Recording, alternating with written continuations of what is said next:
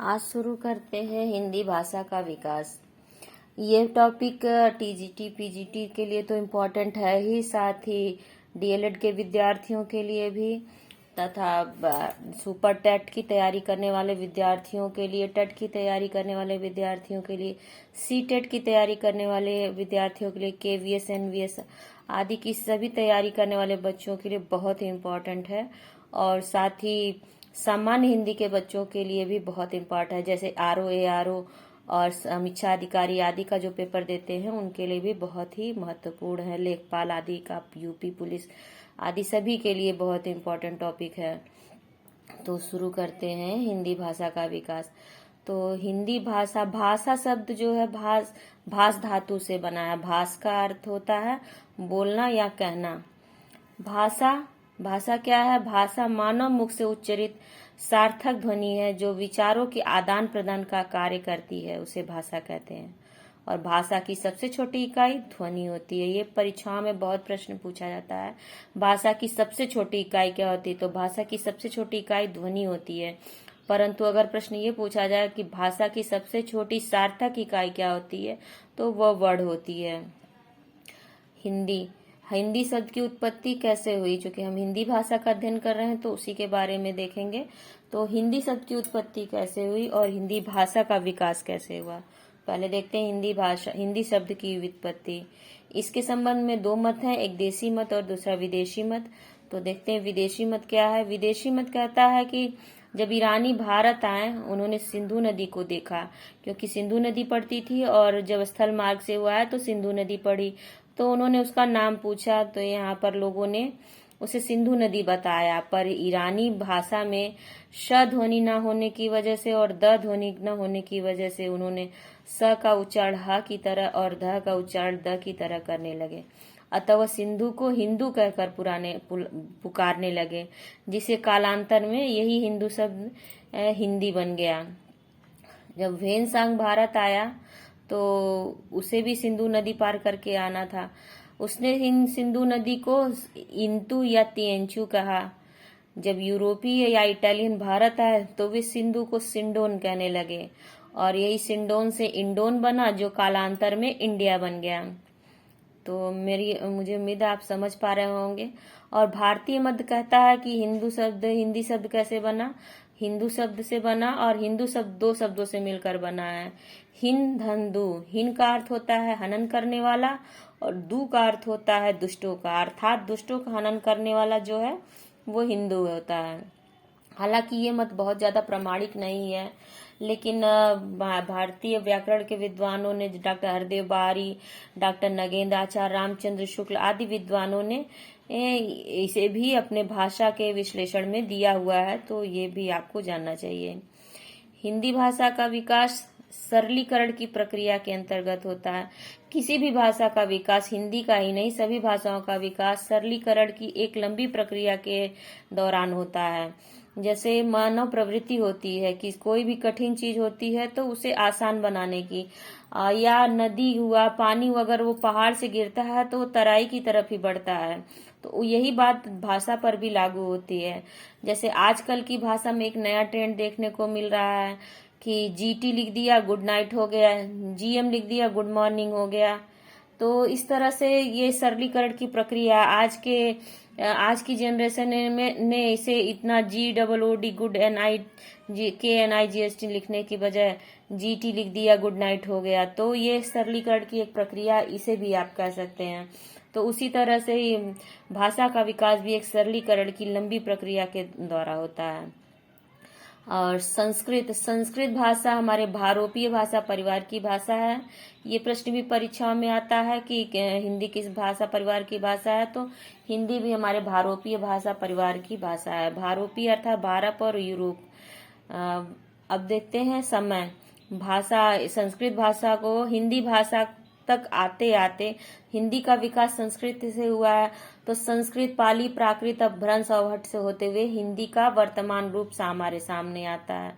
तो वैदिक संस्कृत का समय माना गया है 1500 ईसा पूर्व से 1000 ईसा पूर्व तक। देखिए ये समय काल जो बता रही हूँ मैं, ये भी एग्जाम में पूछा जाता है।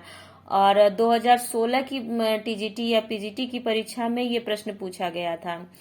लौकिक संस्कृत का समय या वैदिक संस्कृत का समय क्या माना गया है? तो वैदिक संस्कृत का समय 1500 ईसा पूर्व से 1000 ईसा पूर्व तक है। लौकिक संस्कृत का समय 1000 ईसा पूर्व से 500 ईसा पूर्व में है। पाली का समय 500 ईसा पूर्व से 1 ईसा पूर्व है। लौकिक संस्कृत में धर्म को धर्म कहा जाता था, जो पाली में धम्म बन गया और भिक्षु भिक्खु बन गया। और प्राकृत प्राकृत को आमजन की भाषा भी कहते हैं। इसका समय है 1 ईसा से 500 ईसा तक। और अवहट का समय 500 ईसा से 1000 ईसा तक। अब अवहट का समय 1000 से अब तक आप मान सकते हैं। और ये 1000 से ही हम लोग हिंदी की शुरुआत मानते हैं। यहीं से हिंदी के लक्षण स्पष्ट रूप में दिखाई देने लगे थे साहित्य में। तो इस समय को याद करना बहुत आसान है कि वैदिक संस्कृत 1500 ईसा पूर्व से शुरू करिए। जब ईसा पूर्व होता है तो वो घटते क्रम में आता है और मतलब उल्टा चलता है। जब ईसवी सन शुरू हो जाता है तो वहां से सीधी हो जाती है गणना। जैसे आमजन प्राकृत से सीधी हो जाती है 1 ईसा से 500, अपभ्रंश 500 से 1000, अवहट 1000 से अब तक। और वैदिक संस्कृत 1500 ईसा पूर्व से 1000, यहाँ उल्टी गणना चल रही है।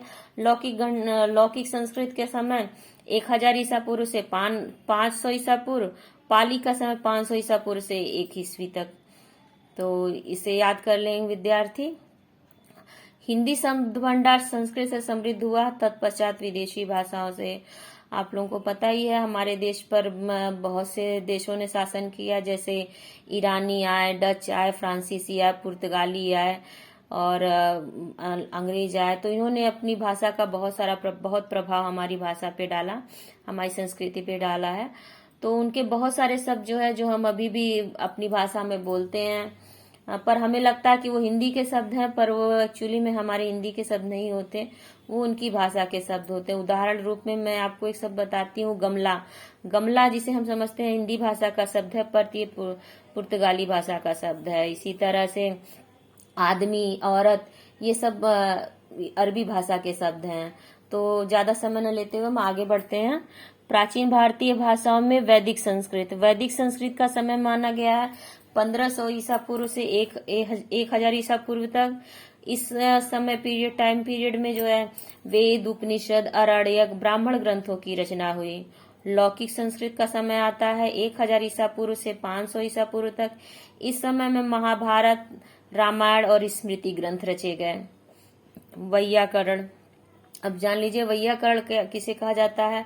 संस्कृत व्याकरण के रचयिताओं को वैयाकरण कहते हैं। संस्कृत में पहला व्याकरण ग्रंथ लिखने वाले थे पाणिनि। इन्होंने अष्टाध्यायी की रचना की। पाणिनि नंद वंश के शासक महापद्म नंद के पुरोहित थे। दूसरे हैं पतंजलि, इन्होंने महाभाष्य लिखा है। पतंजलि पुष्यमित्र शुंग के पुरोहित थे। तीसरे हैं कात्यायन ने वार्तिक लिखा है। तथा पाणिनि, पतंजलि और कात्यायन को संयुक्त रूप से मुनित्रयी कहा जाता है। ये प्रश्न परीक्षाओं में पूछे जाते हैं। मुनित्रयी किन्हें कहा जाता है? तो पाणिनि, पतंजलि और कात्यायन को मुनित्रयी कहा जाता है। मध्यकालीन आर्य भाषा है, मध्यकालीन भारतीय आर्य भाषा, इनका समय है 500 ईसा पूर्व से 1 ईस्वी तक। इसमें पहली भाषा आती है पाली। इस भाषा में बुद्ध के उपदेश तथा प्रारंभिक बौद्ध ग्रंथ लिखे गए, जैसे सुत्त पिटक, विनय पिटक, अभिधम्म पिटक, खुद्दक निकाय, संयुक्त निकाय, दीर्घ निकाय, मध्यम निकाय, अंगुत्तर निकाय और जातक कथाएं। एक प्रश्न पूछी जाती परीक्षाओं में आता है, जातक कथाएं किसे कहा जाता है? तो जातक कथाओं में भगवान बुद्ध के पूर्व जन्मों की कथाएं वर्णित हैं। और पाली का व्याकरण लिखने वाले महामुनि हैं मुनि महाकात्यायन, सद्दनीति और मोग्गलान। अगली भाषा होती है प्राकृत का समय 1 ईस्वी सन से 500 ईस्वी सन तक। इसमें इस समय में हाल ने गाहा सतई लिखी है। दूसरी रचना प्राप्त होती है गुणाढ्य की बृहद कथा। तीसरे महावीर स्वामी के उपदेश प्राकृत में है। प्रारंभिक जैन ग्रंथ भी प्राकृत भाषा में है। इसमें 12 अंग, 12 उपांग, 10 प्रकीर्ण, 6 सूत्र, 4 मूल सूत्र, 4 अनुयोग सूत्र, भगवती सूत्र और कल्प सूत्र आदि की रचना होती है। एक प्रश्न और परीक्षा में आता है कि पाली भाषा में किसके उपदेश वर्णित हैं, तो भगवान बुद्ध के उपदेश वर्णित हैं। और प्राकृत में किसने उपदेश दिए, तो महावीर स्वामी ने प्राकृत में उपदेश दिए। प्राकृत का व्याकरण लिखा है वररुचि ने और हेमचंद्र ने। अपभ्रंश व्याकरण की दृष्टि से नीचे गिरी हुई भाषा मानी जाती है। अप का अर्थ होता है नीचे और भ्रंश का अर्थ होता है गिरना, अर्थात नीचे गिरी हुई भाषा, मतलब प्राकृत से भी नीचे गिरी हुई भाषा। अपभ्रंश का समय, और यही अपभ्रंश से ही हमें हिंदी के लक्षण मिलने, हिंदी साहित्य के लक्षण और हिंदी भाषा का विकास देखने के लिए स्पष्ट रूप से मिल जाता है। तो हिंदी का समय यहीं से मानव विद्वानों ने माना है। तो अपभ्रंश का समय 500 ईस्वी सन से 1000 ईस्वी सन तक है, जहाँ स्वयंभू ने पौमचर्यु लिखा है। इसके रचयिता, इस भाषा में रचयिता रचना करने वाले स्वयंभू हैं। पौमचर्यु को पद्मचरित भी कहा जाता है। स्वयंभू को अपभ्रंश का वाल्मीकि कहा जाता है। अपभ्रंश का वाल्मीकि किसे कहते हैं, ये प्रश्न परीक्षा में बहुत आता है। स्वयंभू को कहते हैं। और दूसरे लेखक है पुष्पदंत। पुष्पदंत ने महापुराण लिखा है, महापुराण, और जसहर चरियु लिखा है। धनपाल तीसरे लेखक है धनपाल। धनपाल ने भविष्यत कहा लिखा, जिसे भविष्य दत्त कथा कहा जाता है। भविष्य दत्त नामक एक वड़ी की कथा इसमें वर्णित है। अगले लेखक है राम सिंह। इन्होंने पाहुड़ दोहा की रचना की है। अवहट्ट। अवहट्ट का समय है 900 से 1100 ईस्वी सन तक।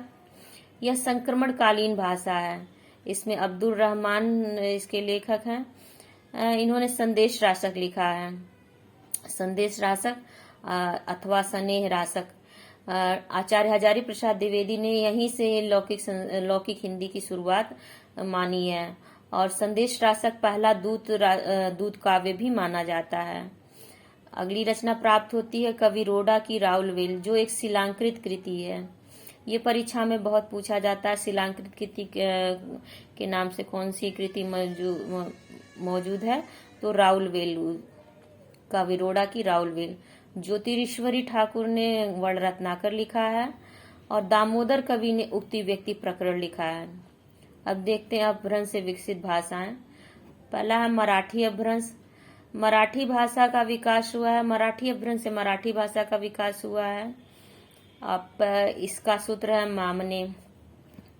मराठी अपभ्रंश और मराठी भाषा और नेपाली, इन दोनों का विकास मराठी अपभ्रंश से हुआ है। मराठी और नेपाली दो ऐसी भाषाएं हैं जिनकी लिपियां देवनागरी है, पर बोलने में उनके उच्चारण अलग होते हैं।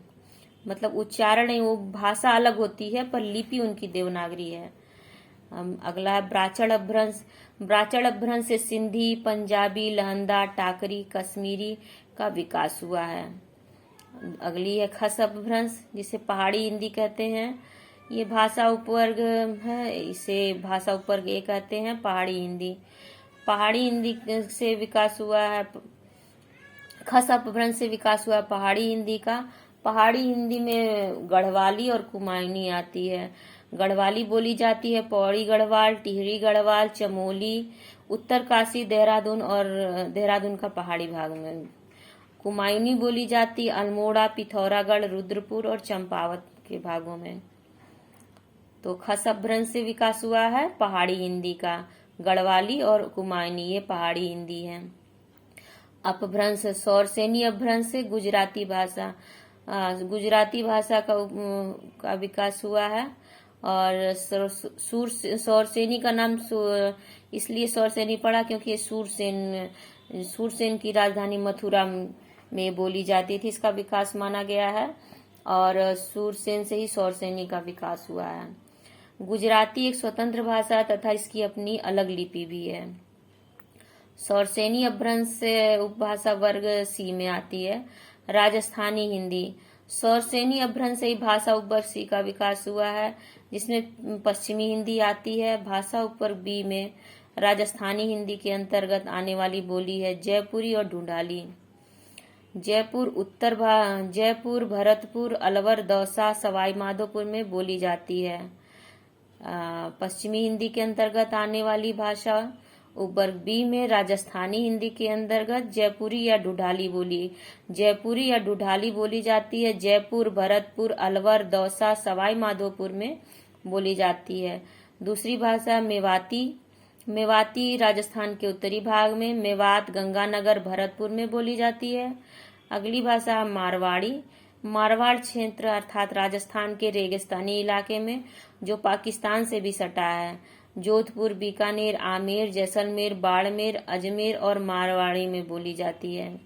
अगली भाषा मालवी, यह मालवा का क्षेत्र जो नर्मदा नदी का ऊपरी भाग पठारी भाग है, इसके ज्यादातर क्षेत्र मध्य प्रदेश में पड़ता है तथा कुछ भाग राजस्थान में भी पड़ता है। यहाँ मालवी बोली जाती है। इंदौर, उज्जैन, बालाघाट, रतलाम, देवास, बालाघाट, होशंगाबाद में भी ये बोली जाती है मालवी। राजस्थान, उदयपुर, कोटा, चंबल और झालावाड़ आदि में भी बोली जाती है मालवी। सौसनी अपभ्रंश पश्चिमी भाषा उपवर्ग सी, इसके अंतर्गत आने वाली बोलियां हरियाणवी अथवा बांगरू, हरियाणा और हरियाणा से सटे दिल्ली में बोली जाती है। खड़ी बोली अथवा कौरवी प्राचीन काल में दिल्ली के क्षेत्र को कुरु महाजनपद कहते थे। इसकी राजधानी इंद्रप्रस्थ थी। नोट, कौरवी नाम राहुल सांकृत्यायन ने दिया था।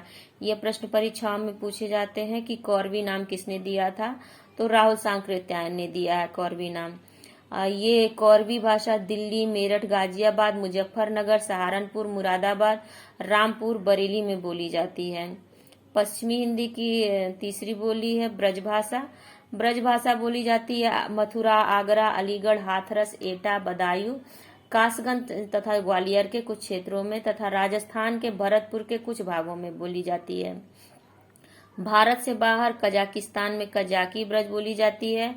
बंगला तथा ब्रज के प्रभाव से एक नई बोली बंगला में विकसित हुई, जिसे ब्रजबुली का विकास हुआ।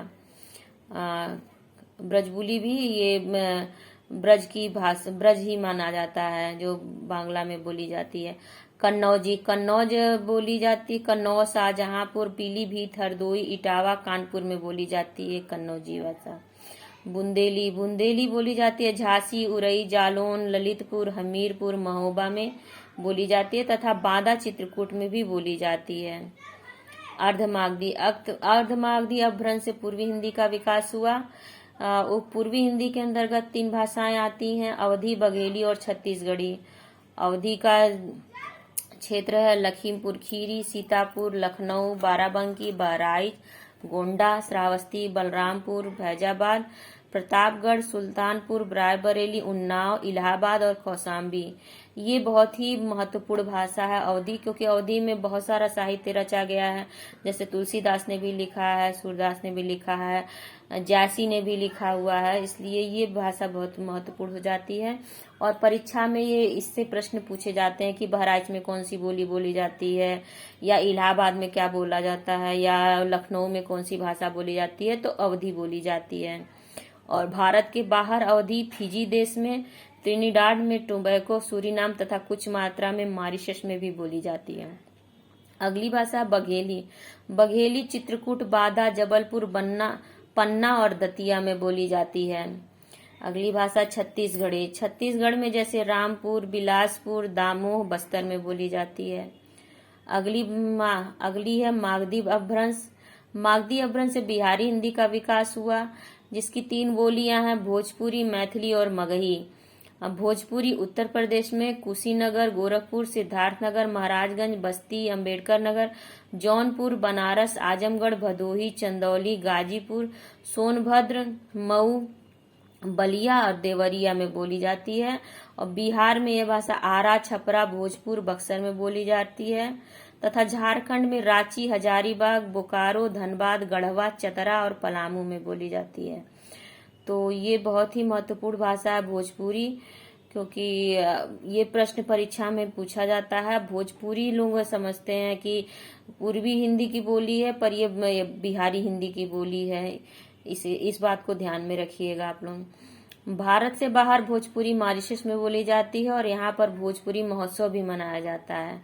और फिजी तथा त्रिनिडाद, टोबैको, सूरीनाम और अमेरिका में भी भोजपुरी बोली जाती है। भिखारी ठाकुर भोजपुरी के शेक्सपियर माने जाते हैं। और इसका एक उदाहरण भी आप देख सकते हैं। काहे के 10-10 15-15 हजार के भीड़ होला ए नाटक देखे के खातिर, मालूम होला पब्लिक के यही नाटक में रस आवेला। भिखारी ठाकुर ने लिखा है। ये कोटेशन परीक्षा में देकर के पूछा जाता है कि किसने लिखा है। और भोजपुरी की पहली फिल्म है गंगा मैया तोहके पियरी चढ़ैबो। भोजपुरी भाषा की बहुत ही महत्वपूर्ण मूवी है। नदिया के पार फिल्म बनी थी, जो कि केशव प्रसाद मिश्र के उपन्यास कोहबर की शर्त पर लिखी गई है। बिहारी हिंदी की अगली बोली है मैथिली। इसके अंतर्गत मिथिला का क्षेत्र आता है। मिथिला के में दरभंगा, समस्तीपुर, मधुबनी, कटिहार, सिवनी और पूर्णिया आता है। दरभंगा के मूल निवासी थे बाबा नागार्जुन वैद्यनाथ मिश्र। ये यात्री नाम से भी लिखते थे। इन्होंने मैथिली में बहुत सारी रचनाएं की हैं और नागार्जुन ने हिंदी के भी बहुत ही प्रकांड लेखक माने जाते हैं। और मैथिली में लिखा गया इनका कविता संग्रह पत्रहीन नग्नगाछ, इस पर इन्हें साहित्य अकादमी भी मिला हुआ है। मैथिली भाषा को संविधान की 8वीं अनुसूची में भी स्थान मिला है। इससे इसके महत्वपूर्ण होने की बात सिद्ध होती है। अगली है मगही। मगही भाषा बोली जाती है पटना, भागलपुर, मुंगेर, गया के ग्रामीण क्षेत्रों में बोली जाती है।